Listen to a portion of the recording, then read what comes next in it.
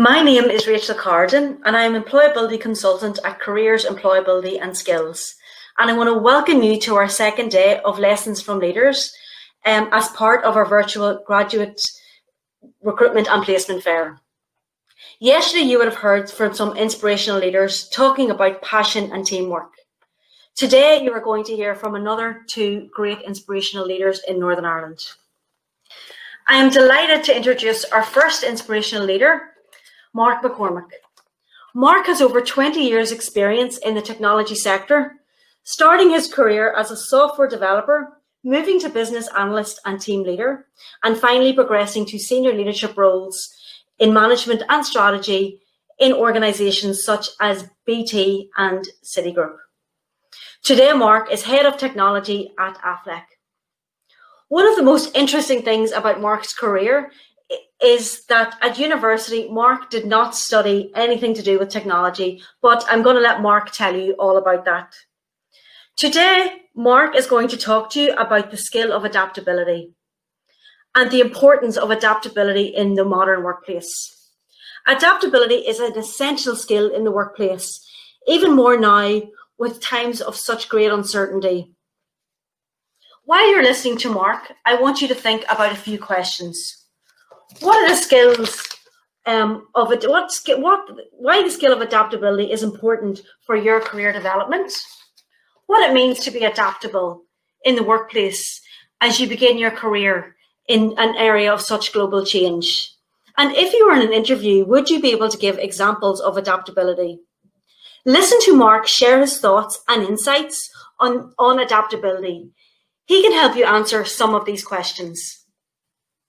Hi everyone, my name is Mark McCormick and I'm Head of Technology at Aflac Northern Ireland. Aflac Northern Ireland is a new tech company based here in Belfast that provides software development and cybersecurity capabilities to our parent company, Aflac, in the US.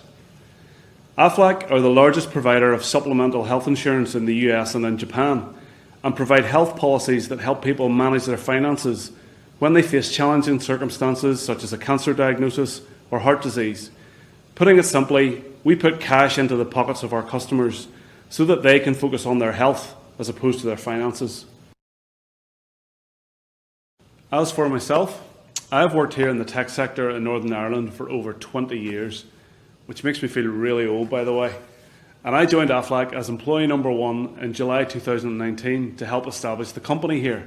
I actually have a t-shirt that says that. You can see it here in all its glory. Beautiful colours that we have. This was presented to me on my first trip to our global headquarters in Columbus in Georgia and will soon take pride of place at our new offices here at City Quays on the Lagan River here in Belfast. I hadn't always planned to work in tech.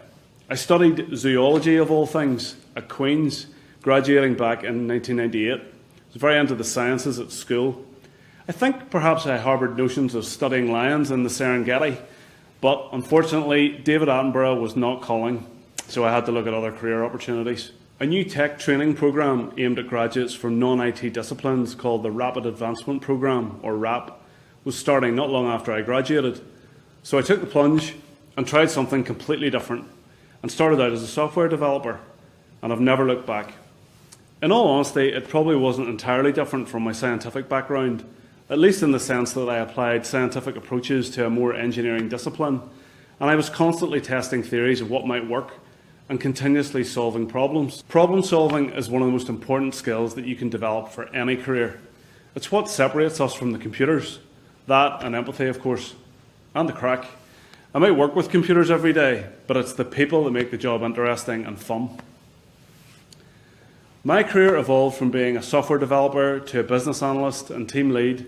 And over time, I evolved my leadership skills, taking on a range of management and strategic roles at companies such as BT and Citigroup. I've led teams of 5 people and teams of 200 people, both in person and remotely.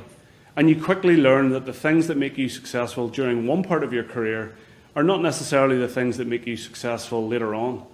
You have to adapt and learn all the time. In fact, for me, if you're not learning, then you're probably not enjoying yourself. At Aflac Northern Ireland, we talk about 3 things that are important to us as a company. Our core values, if you will. adaptability, resilience and reinvention. Partly this stems from how we feel about Northern Ireland as a whole, a place that has continuously adapted to what the world needs. This little corner of Europe was once the linen capital of the world, and then it was the rope-making capital of the world. Then it became an industrial powerhouse and was the shipbuilding capital of the world.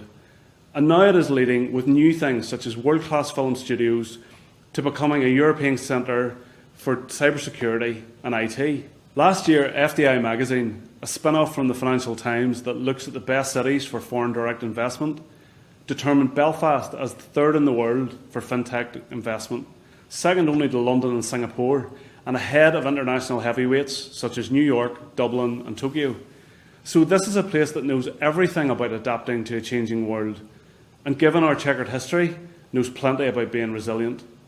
But it's also a place that can reinvent itself and deliver what the world needs.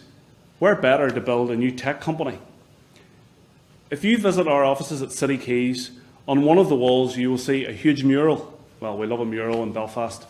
Maybe a piece of wall art is a better way to think of it. Anyway, it has scenes of key global locations for Aflac Northern Ireland: Belfast, Columbus, Georgia and Tokyo. And there on the wall are those three words: adaptability, resilience and reinvention. They are part of the fabric of who we are. That adaptability was brought into sharp focus at the beginning of this year when the global pandemic with COVID hit everyone. As a new company with around 15 people at the time, we had to react quickly and adapt to what was going on around us. There we were with a brand new team, getting to know each other, trying to establish a culture and a way of working, and one day we were in the office and the next day we were at home. We had to mobilise quickly to get the right computer equipment to people so that they could work effectively from home and make sure they had the right broadband capability, which can be a challenge when your kids who should be at school are now at home playing Xbox. But we did this without missing a beat, and everyone quickly shifted to a new way of working, using tools such as Microsoft Teams to collaborate every day and work effectively on their projects. We adapted to onboarding new people into the company in a remote way as well, really taking the time to make sure new joiners got the chance to meet other teams in the company and learn about our culture and values. Everyone's first day focuses solely on who the customer is, not company org charts, not setting up your laptop, just the customer, and understanding why we do what we do. By the end of June, we had onboarded more new people remotely, and there were more people who had never met anyone in the company in person than those who had. But despite that, we had established effective teams because everyone understood the importance of being adaptable. We even had some examples of certain things being more productive because of working remotely. Apart from the obvious aspects of commuting no longer being a hassle, our teams found a way of working in pairs or in groups where they would have one screen open as a video chat channel and one screen dedicated to writing code. So as soon as anyone encountered a problem, they could quickly share their screen and get help from their team. And of course, everyone would see the same issue and the solution at the same time, spreading knowledge quickly across the entire team. But adapting to working practices is only one way to highlight the importance of being adaptable at Aflac Northern Ireland. It's pretty much in our DNA. I say this because even some of the technologies that we are using, although not new in of themselves, are new to Northern Ireland. We are working with an enterprise automation software product called Pega, which rapidly streamlines and automates business processes. Last October, despite needing to stand up a few teams in this tech stack, I could barely find 2 people who could spell Pega, let alone code with it. Thankfully, I did manage to find one person, our Pega unicorn as I call him, and with his help, we set about hiring people and training them in the Pega technology. They took their experience in other technologies and layered on the Pega skill set, and are now developing new solutions using that product. In fact, they're arguably more valuable than a standard Pega developer because they have a range of technologies in their locker, and so are adept at integrating with a range of different platforms. This highlights the value of those people who can adapt and reinvent themselves. 2 + 2 starts to equal 5. One other thing that we're really proud of is our investment in career changers. We ran something called an Assured Skills Programme that the Department for the Economy supports. This takes individuals from a range of backgrounds and disciplines and places them on a 10 to 12 week training programme, teaching the basic technical skills needed for a career in IT. Not unlike the RAP programme I did way back when, so things have come full circle for me personally. Apart from gaining access to new talent, there's a real advantage to this for companies from a diversity perspective. There has been a lot written about the importance of diversity in the workplace, not just gender diversity or racial diversity, but diversity of thought and the advantage of combining people who approach problems differently. So, for someone who has been in tech for over 20 years, it is incredible for me to see someone who used to be a tennis coach work with someone who used to work in journalism, alongside someone who used to be a medical doctor, and all of them use their newly minted tech skills to solve problems for our customers. It really is so impressive. I mean, none of these things are as good as having a zoology degree, but you can't have everything. So as you look at career opportunities and think about what's next, my advice would be to keep an open mind. We have an education system that is often the envy of the world, but it does tend to force younger people to make some very early decisions in terms of what they might want to do when they grow up. And there's no doubt that it's very difficult to decide your future career path at 14 or 15 years of age, particularly when new types of jobs are being invented all the time. Talk to the majority of people in industry, and they will tell you that their educational background is often very different from the career that they have found themselves in. So many jobs and careers rely on the same core skills in order to be successful: communication, teamwork, problem solving, innovation, diligence, empathy. Couple these with a continuous learning mindset, and you'll realise that applying your existing skills to a new situation is where all the fun is. There's an old adage: find a job you love and never work a day in your life. How true that is. So stay flexible, keep learning, and find some good people to work with. You can't go wrong. Anyway, enough from me. I hope that you've found some of what I've said to be useful and considered just how important being adaptable is in the modern world. Survival of the fittest and all that. See, I did learn something from zoology after all. Good luck for the future, and goodbye. Thanks, Mark, for sharing your thoughts. And yes, Mark studied zoology at Queen's and is now a tech leader in Northern Ireland. Some reflections. As Mark says, what makes you successful today will not necessarily make you successful tomorrow, so you need to constantly adapt and change and learn all the time. Adaptability is a core value at AFLEC, alongside resilience and reinvention. Adaptability has certainly been brought into sharp focus since the pandemic has hit. And one day, as Mark says, you're working in the office, and the next day working from home is the new normal. Adaptability is in AFLEC's DNA. Don't forget, if you harness the right skills and passions, as Mark says, in the workplace, you will never feel you worked a day in your life. So thanks, Mark, for your comments and for doing the video for us. Next up is going to be Mark Dugan. Mark is our second business leader today. He is the director of the Northern Ireland's Prince's Trust and leads a team of over 70 people. Today, Mark is going to reflect on the skill of courage, and as a leader in the Prince's Trust, how he's channeled that courage to lead his team at this time, particularly over the last 6 months, when nothing is certain. So while you're listening to Mark, I would like you to have a think about and reflect on why the skill of courage is important to your career development. What is meant to be courageous in the workplace as you begin your career at a time of global change? And of course, can you give examples of how you've been courageous if you are going to an interview today or tomorrow? So listen to Mark share his thoughts and insights on courage, and he can help you answer some of those questions. Welcome everyone. My name is Mark Dugan and I'm the Director of the Prince's Trust here in Northern Ireland. I'm delighted to be joining you here today at the Queen's University Annual Graduate Recruitment and Placement Fair. I've been asked to reflect on leading through change with courage from my own personal leadership journey with the Prince's Trust. I want to start by suggesting that courageous leaders are stepping up every single day across Northern Ireland to face into the challenge of the pandemic crisis. Teachers, nurses, youth workers, business professionals, and young people like yourselves who want to give back to the community are all courageous leaders in your own right. You're quite literally being made into a leader as part of this crisis. Now, think about that for a moment. Courageous leaders don't always have to have a capital L in front of their name. It's just as important to lead with courage through a small L. So what I want to do today is to share with you my own story, and I hope it resonates with you on your own leadership journey. And I hope it goes some way to help you as you start to reflect on your career beyond university. Now, I'm not going to lie to you. It's incredibly tough out there. And everywhere you turn to, it seems to be like Groundhog Day with bad news. The health emergency and economic crisis has changed all of our lives. And like you, I've spent a lot of time over the past 6 months trying to make sense of what's going on around us. We're all living through for what, for all purposes, is a once-in-a-lifetime crisis. The only thing that is certain is that everything is uncertain.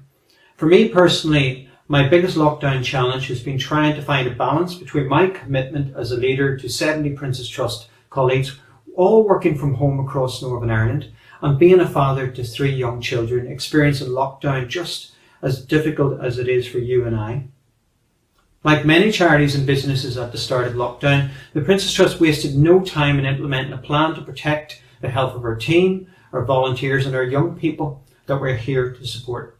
This meant closing our offices and centres in Belfast and the North West, moving our entire team to home working, where we shared our virtual meetings with kids, cats, dogs, and I have to say the animals were nearly always the best behaved. Importantly, we relaunched our services online to ensure that we continue to be here for young people. For those of you who aren't familiar with the work of the Prince's Trust, we are a youth charity. We provide free support and guidance to young people aged 11 to 30 who need our help. Our aim is to help young people develop the confidence and the skills to land a job, re-engage in education and progress into training. And last year alone, we reached over 9,000 young people across Northern Ireland.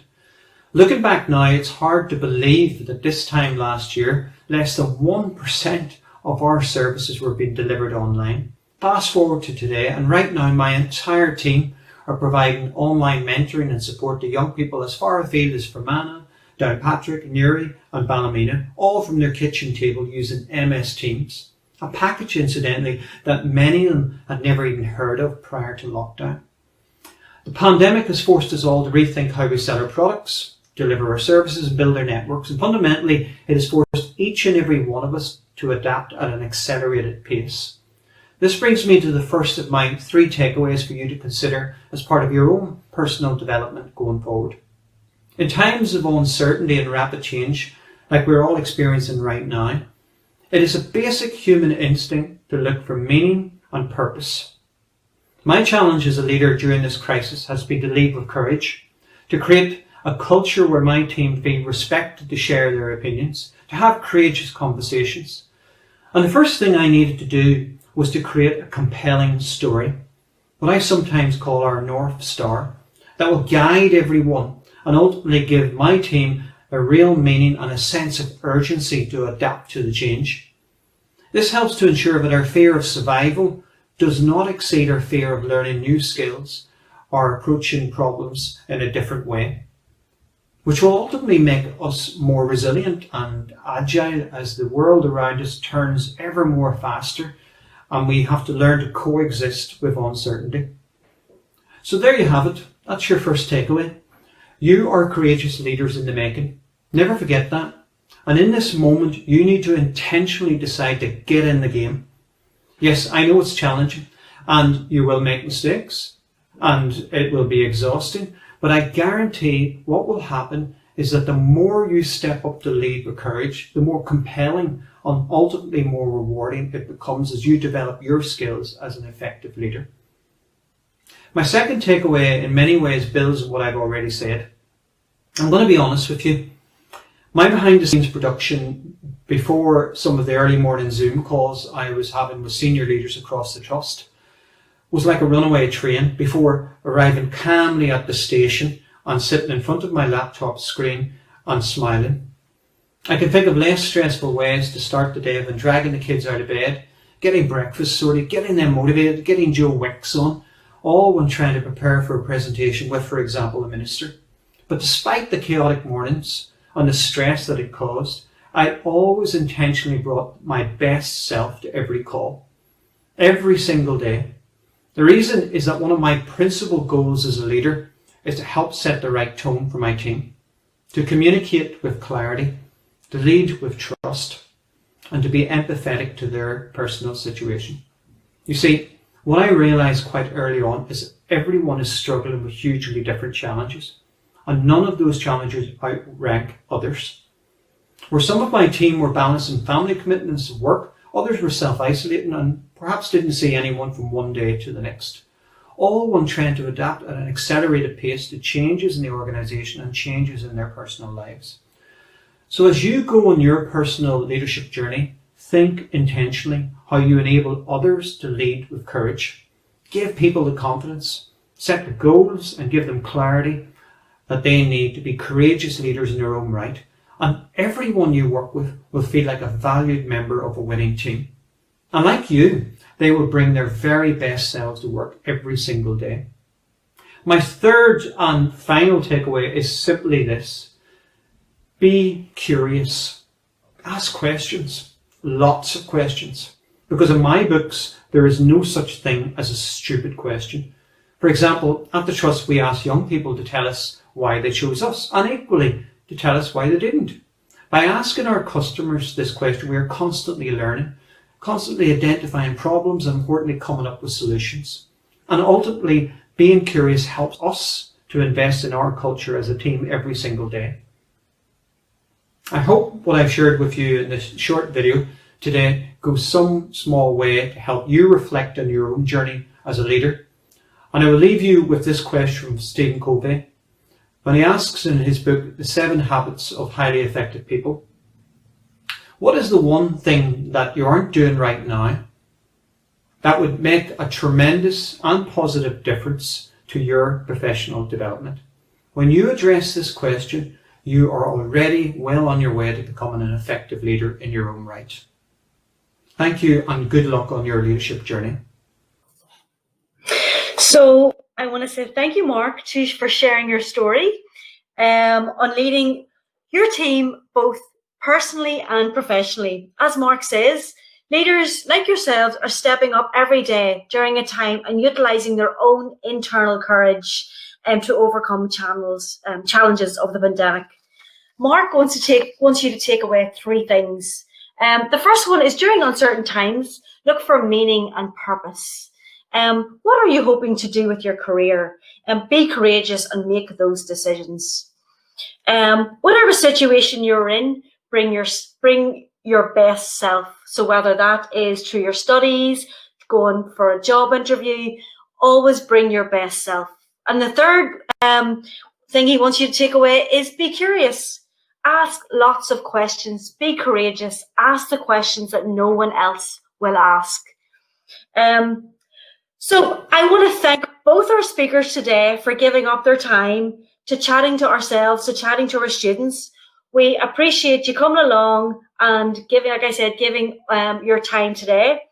What I want to do is, obviously there is our social media. So if you want to follow us on social media, you can see our Careers, Employability and Skills. We've got our Facebook, LinkedIn, Twitter, as well as a number of other things, Instagram. Find out what's going on with us, what events are taking place, and obviously who is at our graduate recruitment and placement fair. So again, thanks for joining us today. I hope you enjoyed this session and see you again. Bye-bye.